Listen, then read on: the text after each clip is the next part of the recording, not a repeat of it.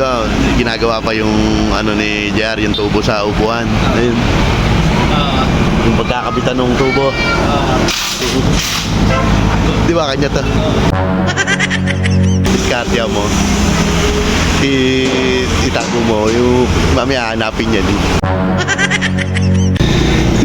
Pinapagawa yung suksuan ng tubo ng upuan. Hindi niya alam, yung upuan, wala na.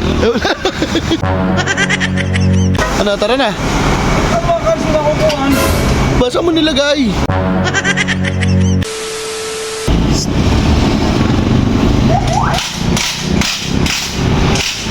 Cute.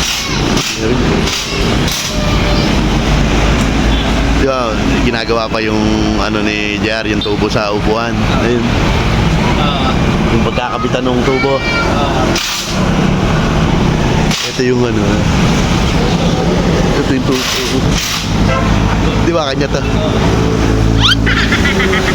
Diskarte mo. Itago mo, yung mamaya hanapin yan. Pagkatapos gawin na, pag na-welding na yun, hanapin yan.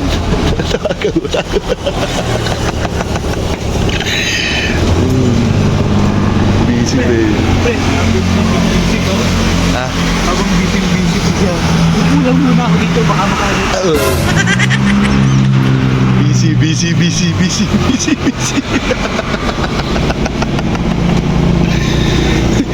Pinapagawa yung suksuan ng tubo ng upuan. Hindi niya alam, yung upuan, wala na. Magkakanyok siya. Grabe yan.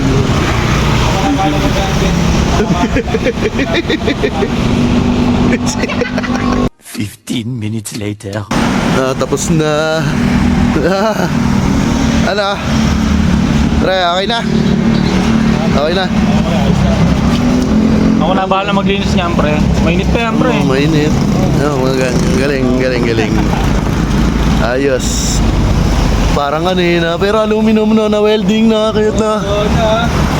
Ang galing eh. Hinanap. Cute. Nanap na.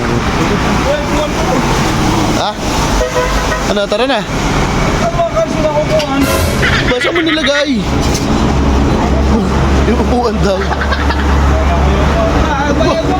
Hindi ko alam. Ano, pre? Ay, ano muna? Ito, gabi na. Ay, isa kayo na. Baka nasa loob. Wala sa loob. Ewan ko. Ba?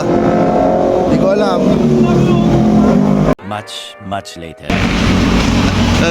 Isipin mo saan mo na ilagay. Bala sa loob. Hanapin mo doon. Ba mamaya doon mo na ilagay eh. Hanapin mo sa loob muna, pre. Ito Yossi, pamparelax. Masyado kang ano eh. Gabi na ako eh. Oo nga, ba hanapin mo. Hindi, hanap ko na nga sa loob. Ba nandun na, ba hindi mo lang nakikita. Tingnan mo sa loob, makikita mo yun. Punta ka. Ay, maniwala eh. Safe po, sir. Ah! Tinuro! Yari kayo, may aso! Tinuro! Hala! Magtitiriman pa eh! Tinuro ni brother! Tinuro!